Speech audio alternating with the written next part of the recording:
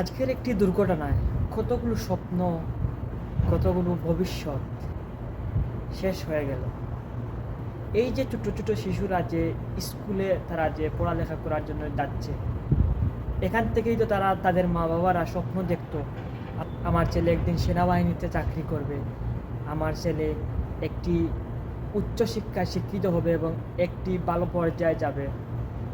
পড়ালেখা করায় তাদের মা বাবা ফিউচারে যেন তার ভবিষ্যতে সে যেন একজন প্রতিষ্ঠিত একজন ব্যক্তি হতে পারে, সে যেন নিজের যোগ্যতা কাজে লাগিয়ে সে যেন তার বড় হওয়ার পর কিন্তু সে একটি চাকরি করতে পারে, সরকারি হোক বা যে কোনো চাকরি করতে পারে।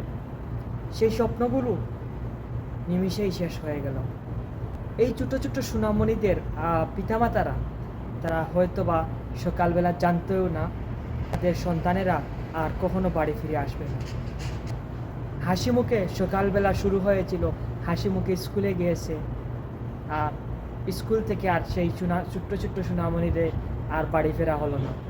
কত পিতামাতার একটি সন্তান, তাদের কোল একেবারে খালি হয়ে গেল।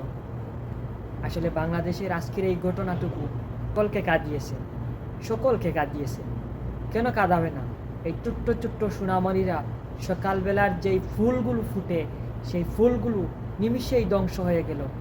এই ফুল থেকে ফল আসবে, এই ফুল থেকে অনেক সুঘ্রাণ আসবে, সেই সুঘ্রাণ অনেকে পাবে। একথা কেন বললাম? এই ছোট্ট ছোট্ট সোনামণিরা তারা আগামীতে বড় হবে, কেউ বা শিক্ষক হবে, শিক্ষক হওয়ার পরে আরও স্টুডেন্টদেরকে পড়ালেখা করাবে। আমরা সকলেই মন থেকে দোয়া করব ওই সকল মা বাবার জন্য যারা আজকে ছোট্ট ছোট্ট সোনামণি অর্থাৎ তাদের সন্তানকে হারিয়েছে। তাদের জন্য আমরা সবাই মন থেকে দোয়া করব। আল্লাহ যেন তাদেরকে ধৈর্য ধারণ করার তৌফিক দান করেন।